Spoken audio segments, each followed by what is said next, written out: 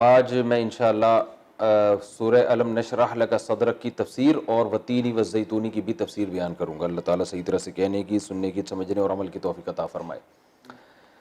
الم نشرح لک صدرک، یہ بھی مکی صورت ہے۔ رسول اللہ صلی اللہ علیہ وسلم کو بہت زیادہ مشرکین مکہ پریشان کیا کرتے تھے۔ تو جیسے والضحیٰ واللیل اذا سجا میں اللہ نے اپنی نعمتیں بیان کی کہ اللہ نے آپ کو تنہا نہیں چھوڑا ہے، اللہ نے آپ کا پہلے بھی خیال کیا، اب بھی اللہ آپ کا خیال کرے گا۔ آپ یتیم تھے، اللہ نے آپ کی یتیمی دور کر دی، اور اللہ نے آپ کو مالدار بنا دیا۔ ایک اشکال ہوتا ہے کہ نبی تو آخر وقت تک غریب رہے ہیں، ٹھیک ہے نا، تو مالدار کہاں سے رہے؟ وہ تو گھر میں چولہا نہیں جلتا تھا، تو وہ اللہ نے بنا دیا تھا۔ پھر آپ نے خود اختیاری طور پر آپ صلی اللہ علیہ وسلم نے غربت کو پسند کیا ہے۔ یعنی ایک غربت تو ہوتی ہے نا کہ آپ چاہتے ہیں رزق کی فراوانی ہو لیکن پھر بھی نہیں ہو پا رہی، اور ایک غربت ہوتی ہے اللہ نے رزق دیا مگر آپ سارا صدقہ و خیرات کر کے سب کچھ خرچ کر دیتے ہیں۔ تو نبی صلی اللہ علیہ وسلم کو اللہ نے مال بہت دیا تھا لیکن آپ رکھتے نہیں تھے، تو سارا صبح ہے تو صبح ہی سارا خرچ کر دیا، اور رات کو پھر کھانے کے لیے کچھ نہیں ہوتا تھا۔ تو یہ غربت آپ کی اختیاری تھی، یعنی اپنی مرضی سے تھی۔ تو اللہ نے آپ صلی اللہ علیہ وسلم کو تسلی دی ہے اور فرمایا کہ آپ پر اللہ کی بہت نعمتیں، ان میں ایک نعمت کیا ہے؟ الم نشرح لک صدرک، کیا ہم نے آپ کے لیے آپ کے سینے کو نہیں کھول دیا؟ تو سینہ کھولنا یہ کنایا ہوتا ہے علم اور حلم سے۔ علم کہتے ہیں نالج کو، حلم کہتے ہیں برداشت، بردباری۔ تو مطلب یہ ہے کہ اے نبی، کیا ہم نے آپ کو بہت زیادہ علم اور بردباری، برداشت کی قوت نہیں دی؟ سینہ کھول کہتے ہیں نا، اس کا تو سینہ کھل گیا ہے بھائی۔ تو سینہ کھلا یعنی علم بھر گیا اس سینے کے اندر۔ دیکھیں، ایک ہوتا ہے سینے کا تنگ ہونا، آدمی کنفیوز ہو کہ میں نے کرنا کیا ہے، تو سینہ فیصلہ کرنے میں آسانی نہیں ہوتی، تنگ ہو رہا تھا، پتہ نہیں یہ صحیح ہے، پتہ نہیں وہ صحیح ہے، پتہ نہیں یہ غلط ہے، وہ غلط ہے، کیا ایک اس کو کہتے ہیں سینے کا گھٹنا۔ جب دو انسان میں پیدا ہوتی ہیں تو سینہ گھٹتا نہیں ہے۔ ایک علم سے اس کو راستے کا پتہ چل جاتا ہے، تو ہم کہتے ہیں بھائی اس کا تو سینہ کھل گیا ہے، یعنی اس کو پتہ چل گیا ہے کہ صحیح کیا ہے اور غلط کیا۔ اور دوسرا قوت برداشت، جن میں برداشت نہیں ہوتی وہ بھی گھٹتے رہتے ہیں ہر وقت، کیونکہ ساری دنیا میں ہر کچھ صحیح تو نہیں ہو رہا ہوتا نا۔ تو برداشت جب انسان میں پیدا ہوتی ہے تو بھی سینہ گھٹنا بند کر دیتا ہے، بلکہ سینہ اس کا کھل جاتا ہے۔ تو اللہ نے فرمایا کہ اے نبی، ہم نے آپ کے سینے کو علم اور حلم، اور بردباری کو کہتے ہیں، علم اور حلم کے لیے ہم نے آپ کے سینے کو کھول دیا۔ یہ اللہ کی توفیق ہے، تو یہ اللہ کا آپ پر احسان ہے۔ الم نشرح لک صدرک ووضعنا عنک وزرک، اور ہم نے آپ سے آپ کے بوجھ کو دور کر دیا۔ الذی انقض ظہرک، وہ بوجھ جس نے آپ کی کمر توڑ دی تھی۔ کوئی شخص بہت زیادہ بوجھ کمر پہ اٹھا کے جا رہا ہو تو کمر ٹوٹنے کا خطرہ ہوتا ہے، تو کوئی شخص احسان کرے اور وہ بوجھ اٹھا کے نیچے رکھ دے تو کتنا اس پر احسان ہوگا نا۔ تو اللہ نے فرمایا کہ اے نبی، ہم نے بھی آپ کے اوپر ایک بوجھ رکھا ہوا تھا کمر پہ، جس سے آپ کی کمر ٹوٹ رہی تھی، وہ بوجھ ہم نے ہٹا دیا۔ وہ بوجھ کیا ہے؟ اس کے بارے میں مفسرین کہتے ہیں کہ نبی صلی اللہ علیہ وسلم پر جب وحی نازل ہونا شروع ہوئی ہے تو آپ اللہ کا خوف کا غلبہ ہوا آپ کے اوپر، بہت زیادہ خوف زدہ ہوئے کہ قیامت کے دن تو مجھ سے بھی حساب ہوگا، عام لوگوں سے تو بعد میں ہوگا، مجھ سے تو اللہ پہلے پوچھے گا۔ تو پھر آپ پر خوف کا اتنا غلبہ ہوا کہ نبی سے گناہ تو صادر ہو نہیں سکتا، تو بعض دفعہ نبی سے ایسے کام ہوتے ہیں کہ بہتر یہ تھا مگر کر وہ لیا۔ بعض دفعہ ایک ایسا کام کیا جس کا نتیجہ صحیح نہیں نکلا، ٹھیک ہے نا، حکمت اور مصلحت کے خلاف کام تو نبی سے بھی ہو سکتا ہے نا، بشر ہے وہ۔ تو نبی صلی اللہ علیہ وسلم کو یہ ڈر لگا رہتا تھا کہ مجھ سے ان چیزوں کے بارے میں بھی سوال ہوگا اور میں کہیں ایسا نہ ہو کہ مجھ سے غلطی ہو جائے۔ تو اس پہ اللہ نے آپ کو یہ تسلی دی، اور بعد میں یہ تسلی قرآن کی آیات کا حصہ بھی بن گئی۔ وہ ہے نا سورہ فتح جب نازل ہوئی تھی نا بعد میں، تو ما لیغفر اللہ لک لیغفر اللہ ما تقدم من ذنبک وما تاخر، کہ اللہ نے آپ کے آنے والے گناہوں کو بھی معاف کر دیا اور جو ماضی کے ہیں وہ بھی معاف۔ تو گناہ سے یہاں مراد گناہ نہیں ہے، بلکہ وہ چیز جس کو نبی اپنے حق میں گناہ سمجھتے تھے۔ نبی کوئی ایسا کام جو بہتر نہ ہو نا، اس کو بھی یہ سمجھتے تھے کہ یہ کیا ہے؟ گناہ ہے، یعنی میری شان کے لائق نہیں ہے۔ تو یہاں بھی تسلی دی گئی ہے کہ ہم نے آپ سے آپ کے بوجھ کو اتار دیا، یعنی آپ سے کوئی کام ایسا ہو جاتا ہے جو بہتر نہیں تھا تو اس سے آپ سے اس کے بارے میں سوال نہیں ہوگا، اللہ نے پہلے معاف کر دیا، کیونکہ اتنی بڑی ذمہ داری نبی کی لگائی گئی ہے۔ اور آپ نے تو جہنم کو ایسے جانتے تھے جیسے اپنی آنکھوں سے دیکھا ہو، جنت کو بھی اپنی آنکھوں سے دیکھا۔ تو کتنا خوف کا غلبہ ہوگا آپ صلی اللہ علیہ وسلم کے اوپر. تو اللہ نے فرمایا کہ آپ ڈریں نہیں, آپ سے مواخذہ نہیں ہوگا, یعنی جو خلاف اولا کام آپ سے ہو جاتے ہیں وہ اللہ نے پہلے معاف کر دیے, کیونکہ ویسے ہی اتنا خوف ہے آپ کے اوپر, تو اگر یہ والا بھی خوف آئے گا تو تبلیغ کیسے کریں گے پھر. تو وضعنا عنک وزرک, اے نبی کیا ہم نے آپ سے آپ کے بوجھ کو دور نہیں کر دیا, الذی انقض ظہرک, وہ بوجھ جس نے آپ کی کمر توڑ دی تھی. یعنی خلاصہ کیا نکلا کہ جو کام آپ سے خلاف اولا ہوگا, بہتر نہیں ہوگا, وہ کام اگر ہو بھی جائے تو اللہ آپ سے قیامت میں حساب بہرحال نہیں لے گا. الذی انقض ظہرک ورفعنا لک ذکرک, پھر اللہ تسلی دے رہے ہم نے آپ کے لیے آپ کے ذکر کو بھی بلند کر دیا. یہ بھی ایک دنیا کی نعمت اللہ نے آپ کو دی ہے کہ آپ کا تذکرہ بلند ہے. تو کسی پیغمبر کا تذکرہ اللہ نے اتنا بلند نہیں کیا جتنا نبی صلی اللہ علیہ وسلم کا. وہ بلند کیسے کیا کہ بہت سی جگہوں پر اللہ نے اپنے نام کے ساتھ نبی صلی اللہ علیہ وسلم کا نام لگا دیا. جیسے جب اذان دی جاتی ہے اشہد ان لا الہ الا اللہ, تو اس میں ساتھ میں اشہد ان محمد رسول اللہ. اب نبی صلی اللہ علیہ وسلم کو دنیا میں بھیجا گیا اس لیے کہ تاکہ اللہ کا تعارف کروائیں نا وہ, اور اللہ کو انٹروڈیوس کروائیں, اللہ کی عبادت پہ لوگوں کو لے کر آئیں. تو اس کا تقاضا تو یہ تھا کہ صرف اللہ کا نام ہی بلند لیا جاتا.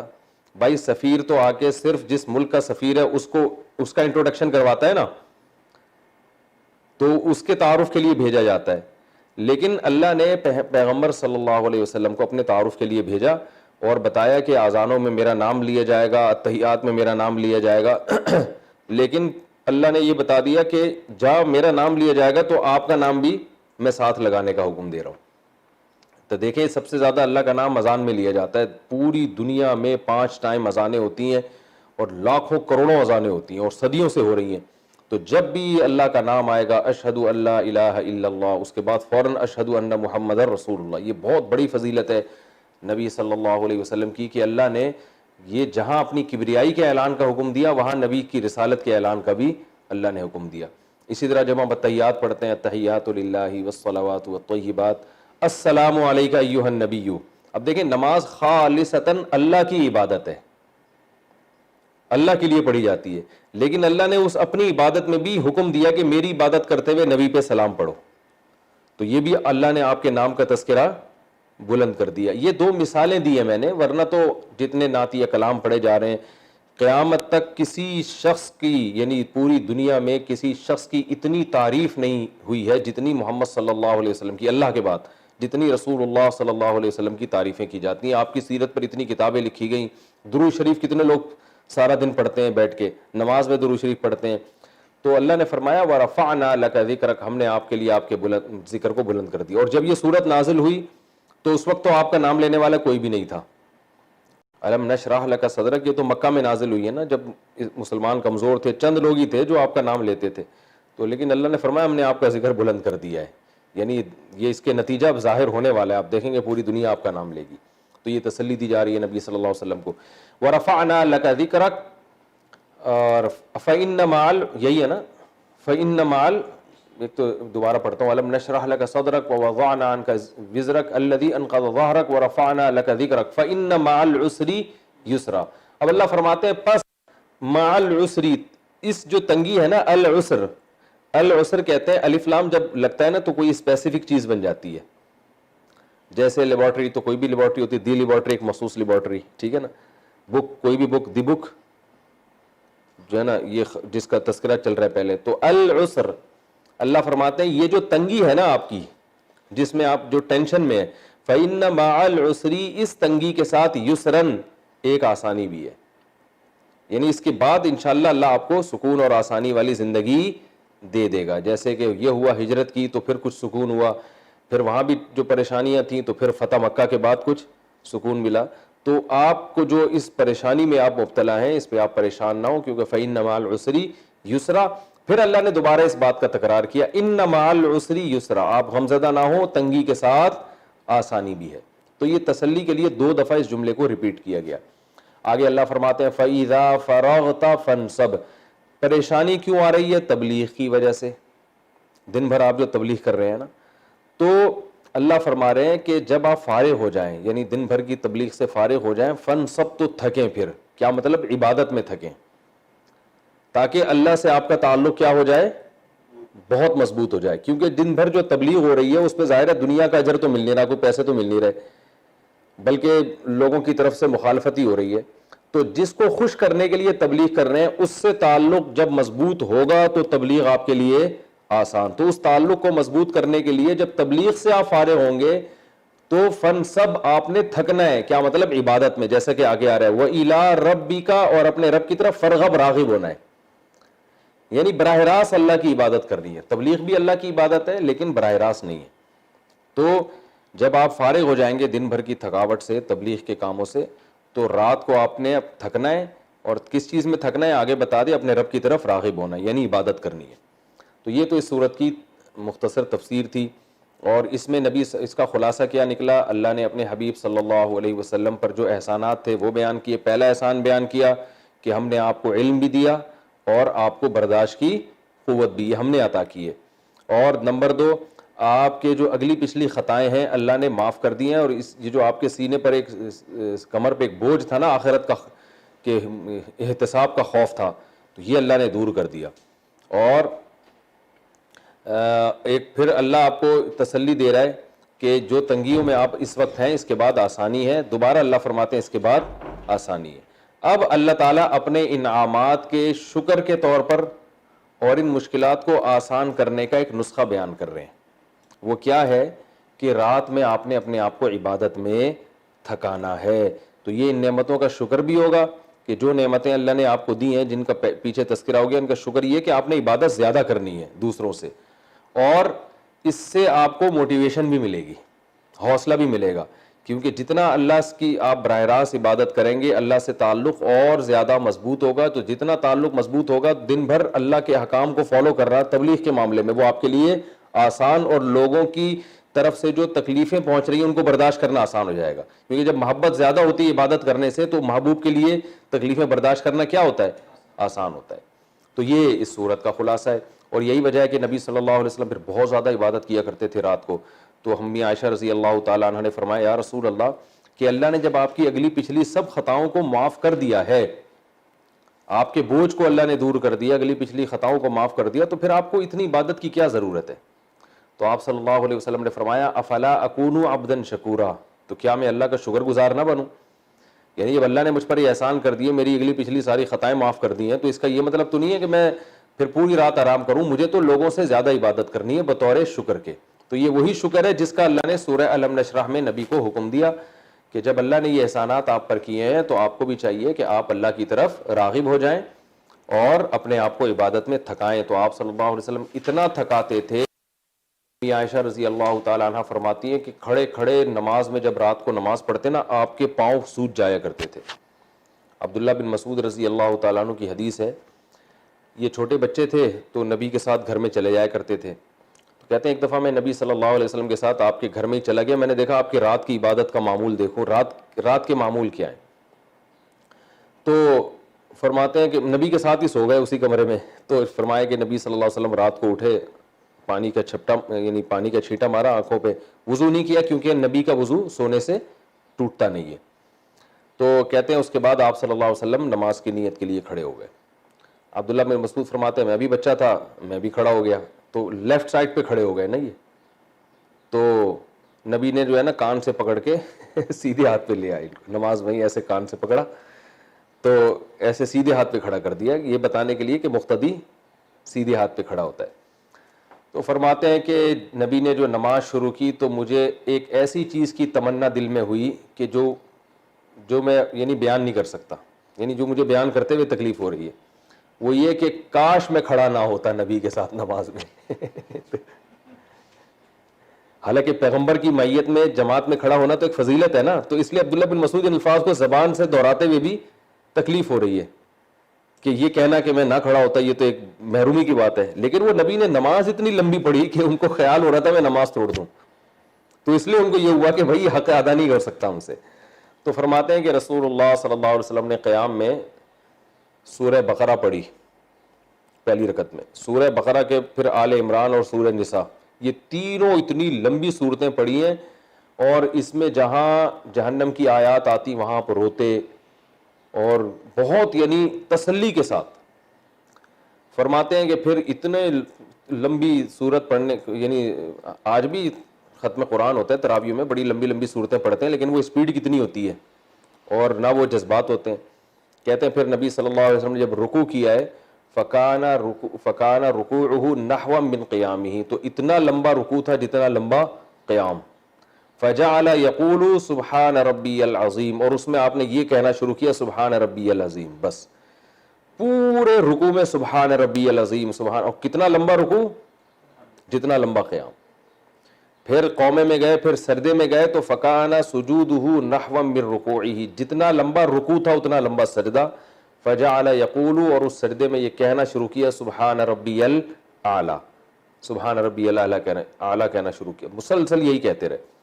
تو اس طرح سے آپ صلی اللہ علیہ وسلم تہجد پڑھتے تھے اور آپ کے پاؤں. تو یہ اسی صورت، یہ کیونکہ ابتدا میں یہ نازل ہوئی ہے نا یہ ساری صورتیں 30ویں پارے کی، بالکل قرآن کی ابتدائی صورتیں ہیں یہ ہے سب سے آخر میں مگر نازل پہلے ہوئی ہیں. تو فَإِذَا فَرَغْتَ فَانْصَبْ، اللہ نے فرمایا آپ جب فارغ ہوں تو اپنے آپ کو تھکائیں. تو یہ وہ عمل قرآن کی آیتوں پر عمل ہے کہ پاؤں سوج جایا کرتے تھے آپ صلی اللہ علیہ وسلم کے، ورم آ جایا کرتا تھا، اس میں اتنا لمبا قیام کرتے تھے آپ صلی اللہ علیہ وسلم. تو اس صورت میں ہمیں اسباق کیا ملتے ہیں؟ ایک سبق تو یہ ملتا ہے کہ اللہ کی نعمتوں میں سب سے بڑی نعمت کیا ہے کہ آپ کے سینے میں علم آ جائے اور برداشت بھی آ جائے. آج بعض لوگوں کے پاس علم تو ہے، برداشت نہیں ہے، جذباتی بہت ہو جاتے ہیں. تبھی آپ دیکھ لیں بعض جذباتی علماء کے فتوے دیکھیں کیسے جذباتی ہوتے ہیں، سوچتے نہیں کہ اس کا انجام کیا ہوگا اس فتوے کا. ابھی جو حکومت پاکستان نے شیعوں کو اجازت دی نا جلوس نکالنے کی، اس پہ بعض علماء نے کہا کہ اب ہم لاک ڈاؤن کی تمام پابندیوں کو ختم کرتے ہیں، مسجدوں میں کراؤڈ ہوگا، کیونکہ جب شیعوں کی اجازت ملی ہے تو ہمیں کیوں اجازت نہیں مل رہی. وہ یہ نہیں دیکھ رہے کہ لاک ڈاؤن یا کراؤڈ پہ جو پابندی ہے نا، اگر ہم پابندی ختم کر دیتے ہیں اور مسجدوں میں رش کرتے ہیں تو حکومت کا نقصان نہیں ہے، نقصان کس کا ہے؟ ہمارا ہے. تو آپ کسی قوم سے انتقام لینے کا ایسا طریقہ جس میں خود ہمیں نقصان ہونا شروع ہو جائے، یہ کون سا طریقہ ہوا؟ آپ خود سوچیں نا.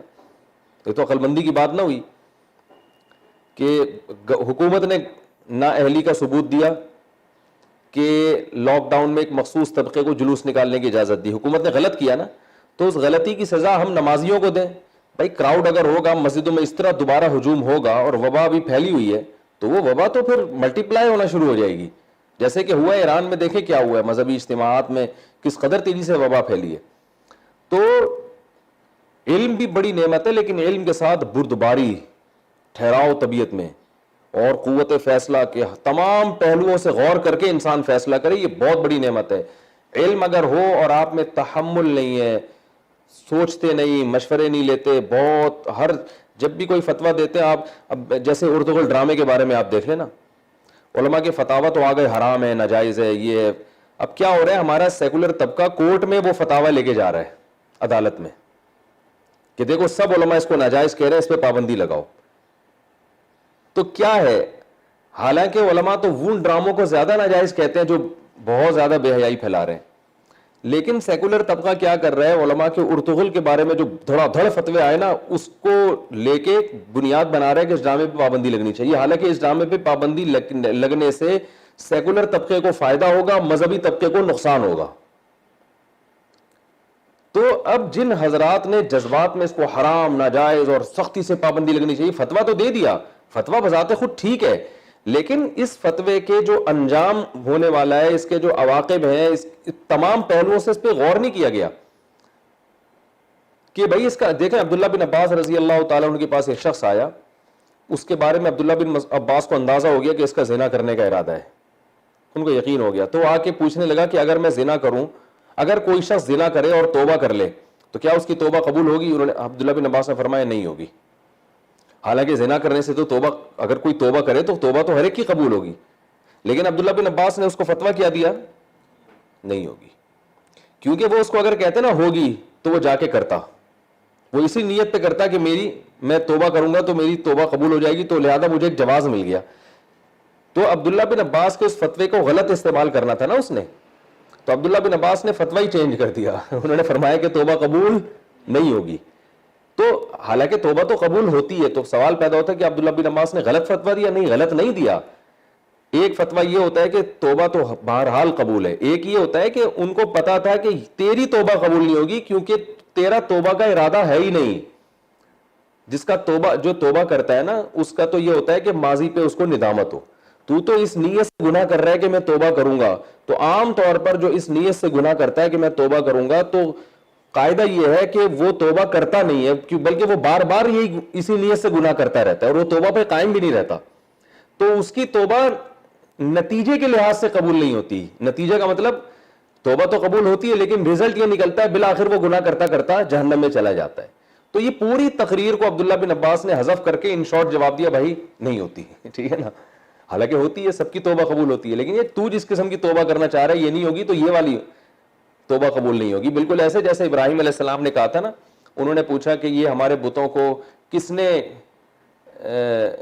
معذور بنایا ہے.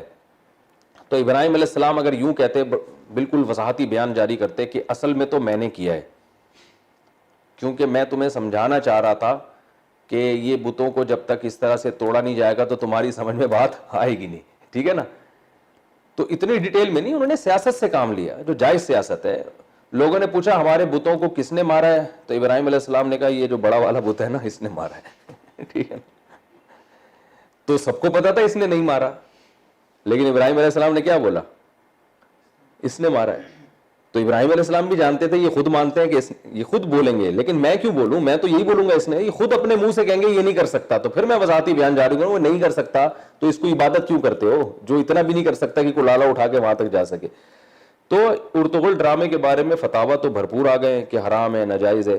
اس کا نقصان مذہبی طبقے کو ہو رہا ہے, اس سیکولر طبقے کو دبا کے فائدہ ہو رہا ہے, اور وہ اس ڈرامے پابندی لگوائیں گے. پابندی لگنے سے کیا ہوگا کہ وہ والے جو بےہودہ ڈرامے تو دبا کے چلتے رہیں گے جن میں ہمارے خلفاء کا اور ہماری تاریخ کو مسخ کر کے دکھایا جا رہا ہے, اور ایک ڈرامہ جس میں ہماری تاریخ کا اصل رخ دکھایا جا رہا ہے اور اصل یعنی نوجوانوں کو بتایا جا رہا ہے کہ تمہاری تاریخ کیا تھی, وہ تحریک بالکل ختم ہو جائے گی. تو اس لیے ناجائز کو جائز تو نہیں کہہ سکتے, لیکن آپ نے یہ دیکھنا ہے کہ ابھی آپ کے ابھی کیوں فتویٰ لے رہے ہیں آپ سے, باقی ڈراموں کے بارے میں کیوں نہیں پوچھتے بھائی. ایک آدمی جو ہے نا مجھ سے پوچھنے لگا, ایک اہل حدیث تھے, کہ بغیر ولی کے عورت لڑکی نکاح کر سکتی ہے. میں نے کہا آپ مجھ سے کیوں پوچھ رہے ہیں, آپ تو اہل حدیث ہیں, اہل حدیث کے ہاں تو لڑکی ولی کی اجازت کے بغیر شادی نہیں کر سکتی. کہہ رہے میں صرف قرآن حدیث کو مانتا ہوں. میں نے کہا تو آج سے پہلے بھی اگر آپ مجھ سے پوچھتے ہیں نا پھر قرآن و حدیث, ہمیشہ ہر مسئلہ آپ اہل حدیث عالم سے پوچھتے رہے ہیں. آج آپ کو لڑکی سے شادی کرنی ہے تو میں قرآن و حدیث بتا رہا ہوں, اہل حدیث تورات اور انجیل بتائیں گے, اب وہ قرآن حدیث نہیں بتا رہے. تو مفتی کو چاہیے کہ وہ فوراً ایک دم ہتھیار نہ ڈال دے, وہ دیکھے کہ سوال پوچھنے والے کا مقصد کیا ہے اور آپ کے سوال کو وہ آپ جو جواب دیں گے اس کو کہاں استعمال کرے گا وہ. تو یہ جو ہے نا علم بھی ہو اور حلم بھی, بردباری بھی, قوت فیصلہ بھی, اور تمام چیزوں کو سامنے رکھ کر انسان فیصلہ کرے, یہ بہت ضروری ہے, اور اس میں بہت زیادہ احتیاط سے کام لینے کی اہل علم کو ضرورت ہے, ورنہ یہی علم تباہی بربادی کا ذریعہ بن جاتا ہے. تو اس لیے اس صورت میں ہمیں یہ بھی پتہ چلتا ہے کہ علم کے ساتھ حلم ہونا بھی ضروری ہے, اور اللہ نے آپ صلی اللہ علیہ وسلم کو دونوں چیزیں عطا کی تھیں, علم بھی اور حلم بھی. اور آپ کی سیرت سے بھی پتہ چلتا ہے, آپ کے فیصلے جذباتی نہیں ہوتے تھے. نبی کی سیرت, صلح حدیبیہ دیکھ لینا, ساری شرطیں غیر مسلموں کی مانی ہیں, اس لیے کہ آپ جانتے تھے کہ ابھی جذبات سے کام لے لیا ہم نے اگر, اور مارنے دھاڑنے کی باتیں کی, 1400 صحابہ موت پر بیعت کر چکے ہیں, ابھی جنگ تو بڑی زبردست ہو جائے گی. اگر میں کہوں میں کسی شرط کو نہیں مانتا, یہ 1400 صحابہ نے تو موت پر بیعت کر لیے, یہ تو سب جنگ میں جھک جائیں, جو ہے نا وہ ایسا ہو جائے گا ایسا ہو جائے گا, لیکن نقصان کس کا ہوگا بھائی, یہ شہید ہو گئے یا آدھے بھی شہید ہو گئے تو میرے پاس تو لوگ بچیں گے ہی نہیں آگے کام کرنے کے لیے. تو آپ نے کیا کیا, علم ہے مگر بردباری سے کام لیا. تو ہمارے ہاں جذبات, علم کے ساتھ جذباتیت جو آ جاتی ہے نا, اس سے بڑا نقصان ہوتا ہے. اور صرف جذبات ہو علم نہ ہو, یا صرف بردباری ہو علم نہ ہو, تو یہ بھی غلط ہے. علم بھی تو ہونا, علم سے تو پتہ چلے گا صحیح کیا ہے غلط کیا ہے. تو دونوں چیزوں کا ہونا بہت ضروری ہے. تو اس صورت میں ہمیں کیا پتہ چلتا ہے, پہلی چیز یہ پتہ چلتی ہے کہ بھائی علم اور حلم یہ اللہ کی بہت بڑی نعمتوں میں سے ایک نعمت ہے. اور دوسری بات, وَرَفَعْنَا لَكَ ذِكْرَكَ, دوسرا علمی نقطہ کہ عزت کا مل جانا بھی اللہ کی نعمت ہے. اللہ تعالیٰ نے آپ صلی اللہ علیہ وسلم پر جو انعامات کی, احسانات کی, ان میں ایک احسان یہ بھی کہ ہم نے آپ کے تذکرے کو بلند کر دیا. تو یہ بھی ایک اللہ کی طرف سے انعام ہے. خود اس کی خواہش ہونا کہ میں لوگوں میں مشہور ہو جاؤں, میرا نام زیادہ لیا جائے, یہ حرام ہے, ناجائز ہے, اسلام میں اس کو پسند نہیں کیا گیا.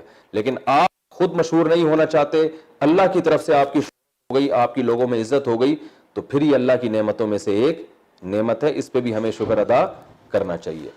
تو تیسری اس سے ہمیں اس صورت سے کیا پتہ چلتا ہے بھائی, یہ دوسرا تو ہو گیا نا, پہلا تو علم اور دوسرا علمی نقطہ ہمیں یہ پتہ چلتا ہے کہ شہرت کا ہونا, عزت کا مل جانا, یہ بھی اللہ کی نعمت ہے, بشرطے کہ اللہ کی طرف سے ملے, آپ خود نہ شہرت کے بھوکے ہوں.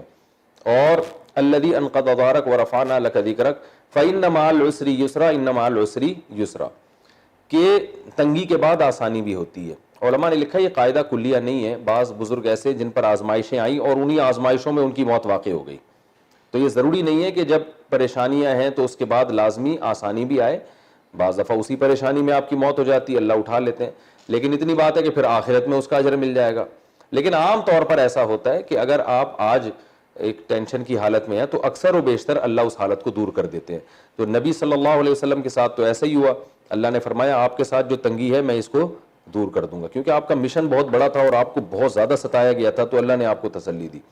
تو اس لیے آج ہم جس کنڈیشن میں اگر ہوں, کوئی پریشانی ہو, تو یہ سوچ کے صبر کرنا چاہیے کہ یہ پریشانی ہمیشہ نہیں رہے گی, اللہ تعالیٰ آسان کر دیتے ہیں اس پریشانی کو, نہیں بھی کرے تو اس پریشانی کا عادی بھی بنا دیتے ہیں. وہ اتنی ٹینشن, اس ٹینشن میں وہ کہتے ہیں نا کہ مشکلیں اتنی پڑی مجھ پر کہ آسان ہو گئیں. ایک شاعر نے کہا مجھ پر اتنی مشکلیں آئیں کہ وہ اب مشکلوں کو جھیلنا میرے لیے آسان ہو گیا. تو یہ بھی اللہ کی ایک رحمت ہے. چوتھی چیز ہمیں یہ پتہ چلتی ہے کہ جب بھی اللہ تعالیٰ کوئی انعام کرے تو ہمیں پھر اپنے آپ کو عبادت میں اور زیادہ کھپانا چاہیے, شکر کرنا چاہیے, نماز پڑھ کے, روزہ رکھ کے, اللہ کی عبادت کر کے. جیسے کہ نبی کو اللہ نے حکم دیا, اللہ نے آپ پر یہ انعامات کیے, تو فَإِذَا فَرَغْتَ فَانْصَبْ وَإِلَىٰ رَبِّكَ فَارْغَب, اب آپ اپنے آپ کو عبادت میں تھکائیں اور اپنے رب کی طرف آپ راغب ہو جائیں.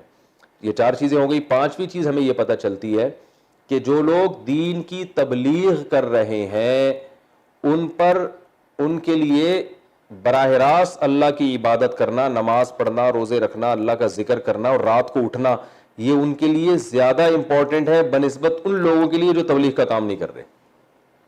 آج ہوتا ہی ہے کہ جو لوگ تبلیغ میں جڑے ہوئے ہیں, سارا دن ساری رات دین کی تبلیغ کر رہے ہیں, تو وہ یہ کہتے ہیں کہ بھائی ہمارے پاس تو نماز پڑھنے کا یعنی نوافل پڑھنے کا ٹائم نہیں ہے, کیونکہ ہم تو آلریڈی دین کے کام میں لگے ہوئے ہیں.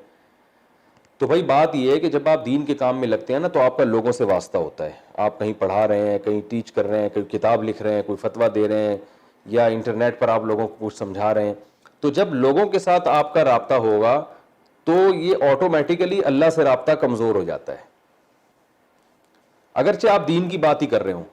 ہم نے علماء سے سنا ہے کہ دین کی باتیں زیادہ کرنا بھی بعض دفعہ نقصان کا سبب بن جاتا ہے, بشرطے کہ یعنی اگر اللہ کی طرف توجہ آپ کی کم ہو.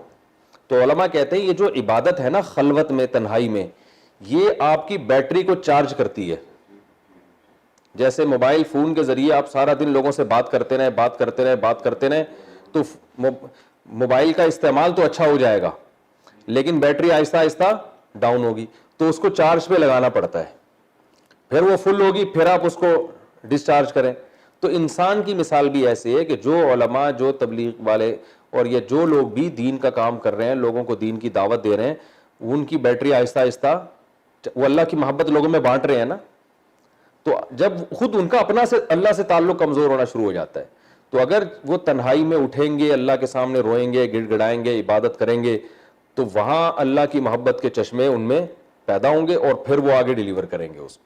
تو جو مبلغ ہے نا, ان کو خلوت میں عبادت کی ضرورت دوسروں سے زیادہ ہے. ہمارے شیخ مفتی رشید احمد صاحب رحمہ اللہ تعالیٰ اتنا خیال کیا کرتے تھے اس کا کہ حضرت کی اگر کبھی تلاوت میں ناغہ ہو جائے تو حضرت بیان کی چھٹی کر دیتے تھے, تلاوت کی چھٹی نہیں کرتے تھے.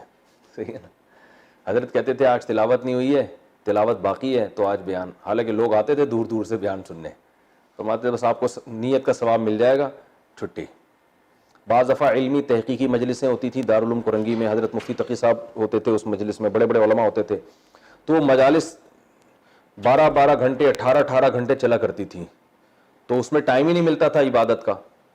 تو اس میں یہ ہوتا تھا کہ اب جیسے صبح سے لے کے دوپہر تک مجلس چلی ہے, درمیان میں تھوڑی دیر وقفہ ہوا, پھر کھانا کھا کے تھوڑی دیر آرام کیا, پھر میٹنگ شروع. تحقیقی مسائل ہوتے ہیں نا, تو اس میں 3-4 دن بہت زیادہ مصروفیت ہوتی تھی, اس میں ٹائم نہیں ملتا تھا تلاوت کا. تو پھر جب حضرت دارالفتہ آتے تو پھر حضرت بیان کی 2-4 دن چھٹی.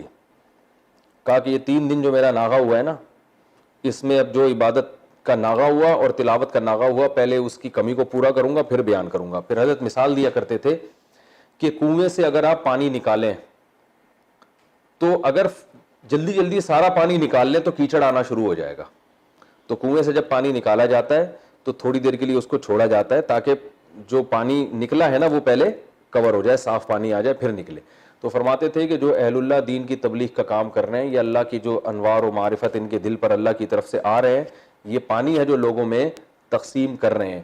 تو خلوت میں تنہائی میں بیٹھ کے عبادت کریں گے تو یہ انوارات دوبارہ جذب ہوں گے اور پھر لوگوں میں تقسیم ہوں گے. اگر تنہائی میں عبادت اور دعائیں چھوڑ دیں تو پھر کیچڑ آنا شروع ہو جائے گا.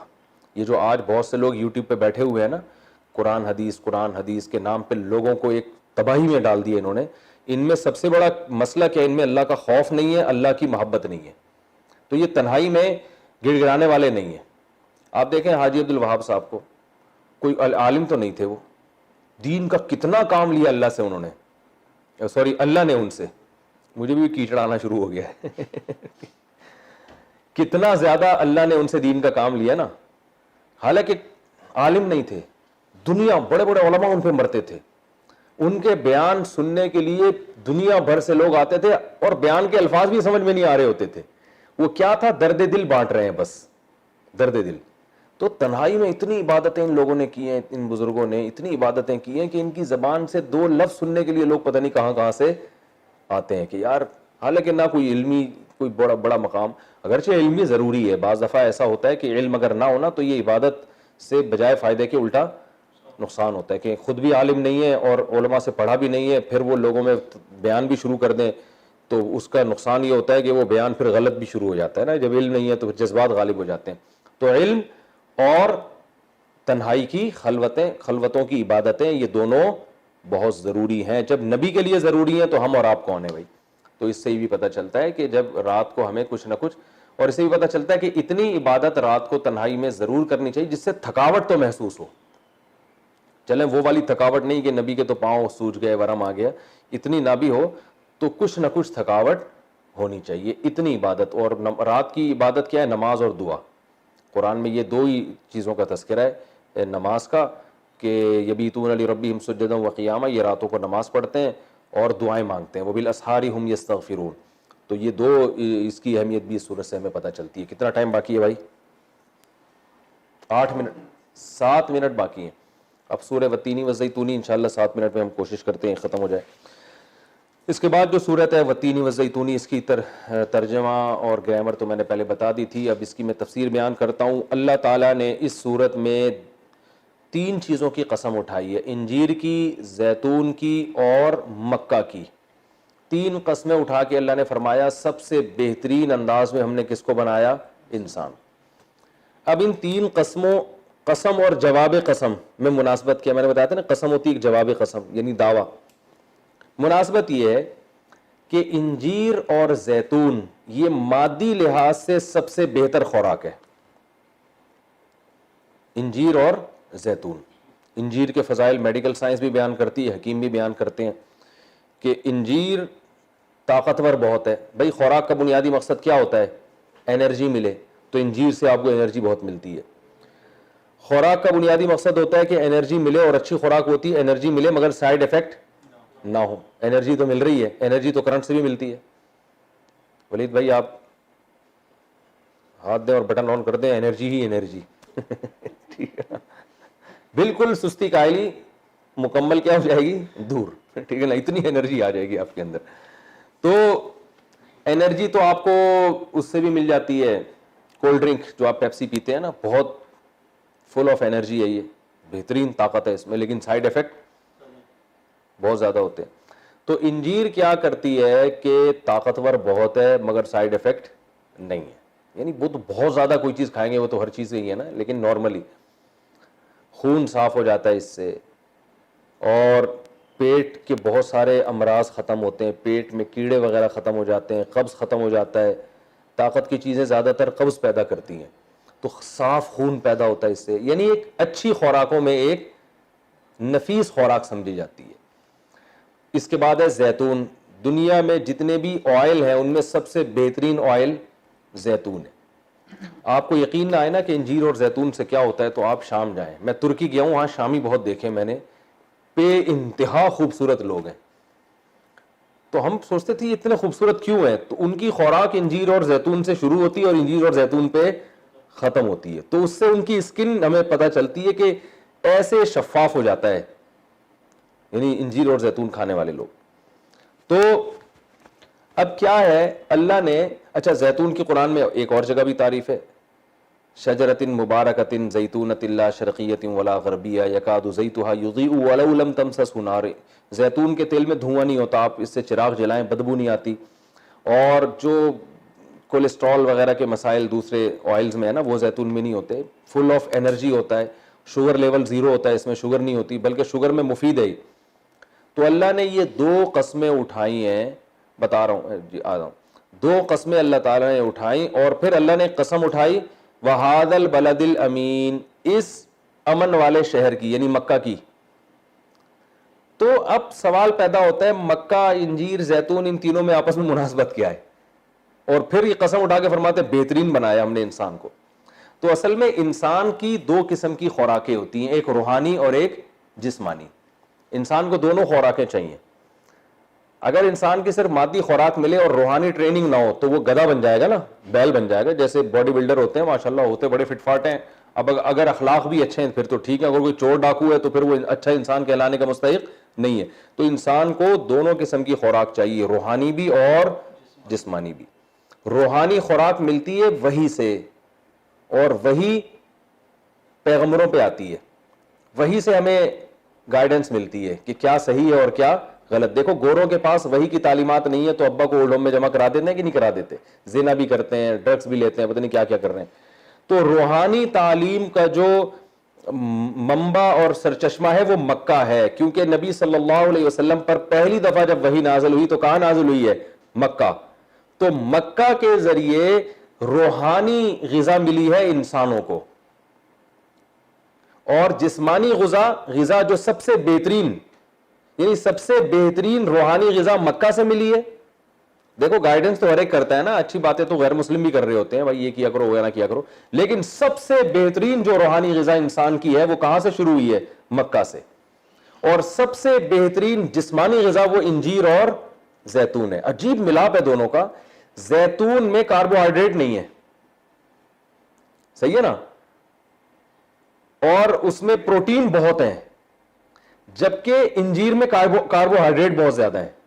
تو انسان کو کاربوہائیڈریٹ بھی چاہیے نا, نشاستہ بھی تو چاہیے باڈی کو رن کرنے کے لیے, ارے میٹھا بھی چاہیے نا یار. تو انجیر میں بہترین میٹھا ہے اور اس میں بہترین پروٹین ہے, اور میٹھا بالکل بھی نہیں ہے. تو اللہ نے ان دونوں خوراکوں کا جو ہے نا بتایا ہے کہ سب سے بہترین خوراک انسان کے لیے کیا بنائی ہے؟ انجیر اور زیتون, جسمانی غذا. اور روحانی غذا کے لیے سب سے بہترین مرکز کس کو بنایا؟ مکہ کو.